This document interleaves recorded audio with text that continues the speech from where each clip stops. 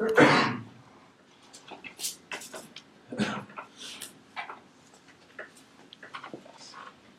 up. Imagine having a typical weekend night. You're just chilling watching Netflix, and suddenly you get the dreaded buffer signal. And you sigh and you wait a few seconds, or usually wait a few seconds or a few minutes, but then all of a sudden, instead of just resuming your bigger scheduled program, it just all of a sudden kicks you off of Netflix, and then doesn't allow you to connect. Well, sadly, this may happen. On December 14, 2017, the FCC, or the Federal Communications Commission, has repealed net neutrality. The Oxford Dictionary defines net neutrality as the principle that internet service providers should enable access to all content and applications regardless of the source and without favoring or blocking particular products or websites.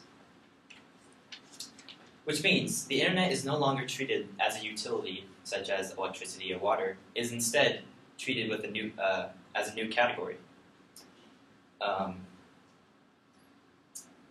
Throughout the speech, I will specifically be talking about 3 main points: why the need for the need for equality of the internet, and that this can be accomplished through reinstating net neutrality, and without net neutrality, negative events will soon happen.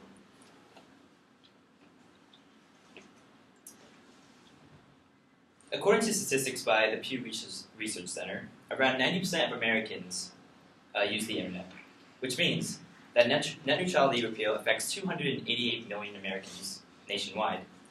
Now, these 288 million Americans that are provided internet will have to be able to.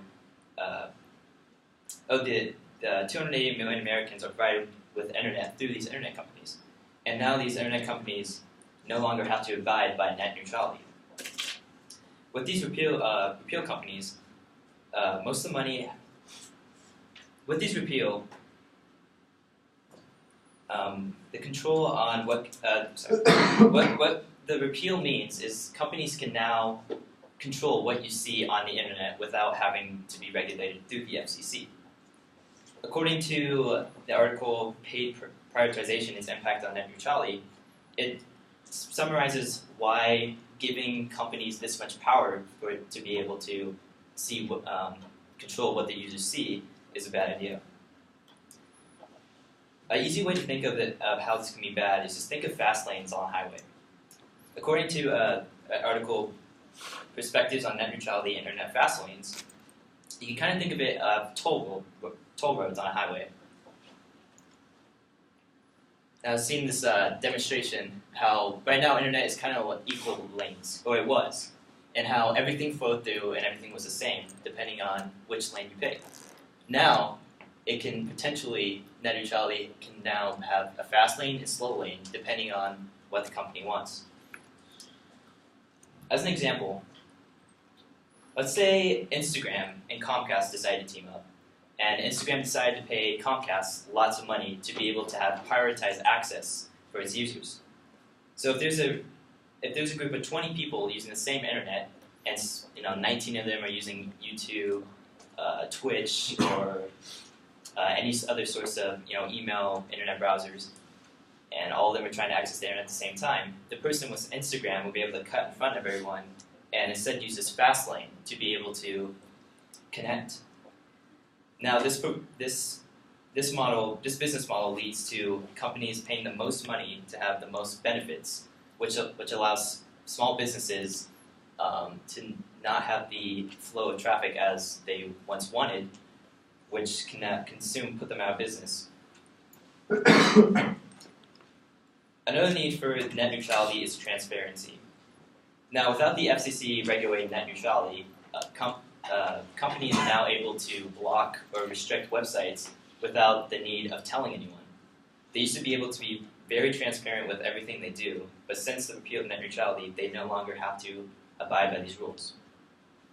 For example, if Verizon decides they don't want CNN articles to be shown anymore, they can simply just block CNN, and they could legally do it without telling or warning anyone. But the need for net neutrality can easily be solved from politicians and state governments. The old system for net neutrality was great.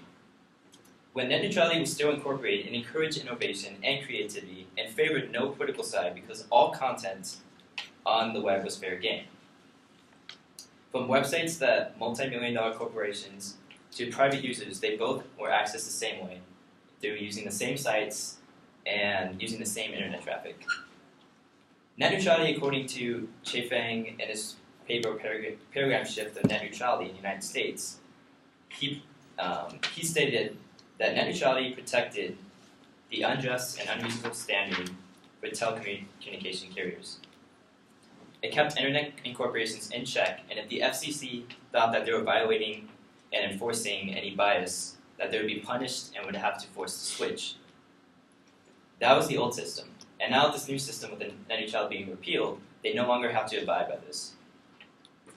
So without internet providers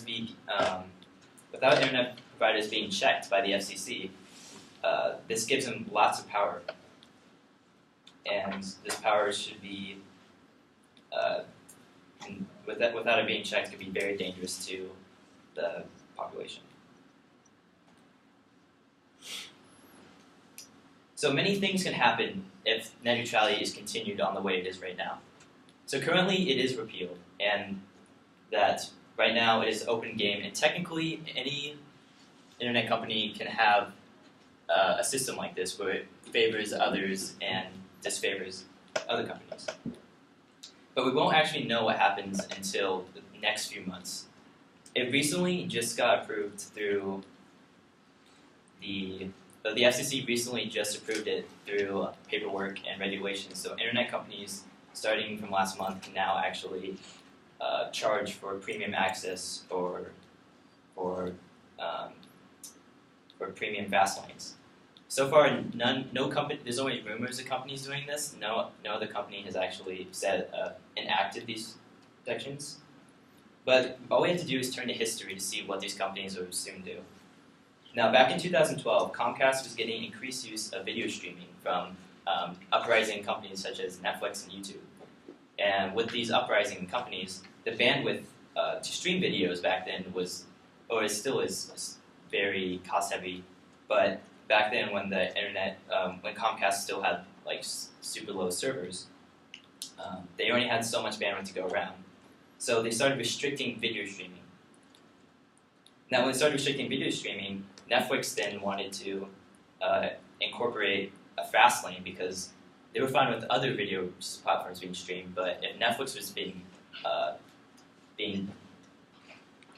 slowed down, they were not happy. So Netflix ended up paying Comcast under the table to be able to have a fast lane back in 2012.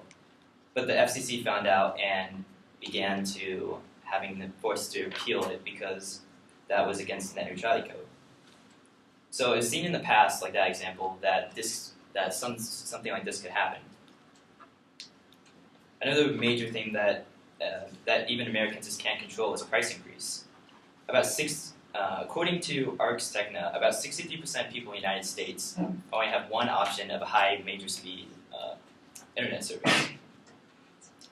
And many Americans can only choose one provider, which if that one provider chooses to increase pricing, because now prices are unregulated by the FCC, Americans are either forced to pay or just forced to not pay and not have internet at all.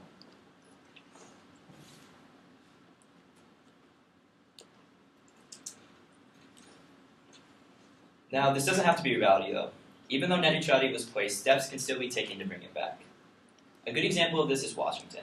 Washington recently had just actually enacted laws 2 days ago to propel net neutrality back for the state. So as of right now, Washington actually has net neutrality, and it's the first state to actually reenact it.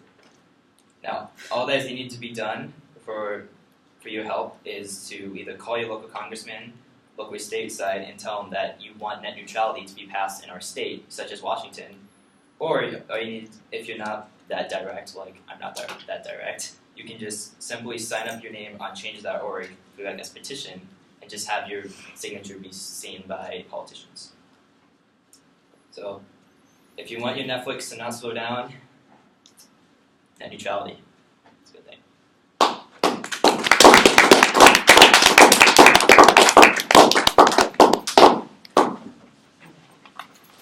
All right. Thank you very much, Lane. We're reducing our feedback to nothing. You'll get written feedback from your teammates, and so you will get some. Okay.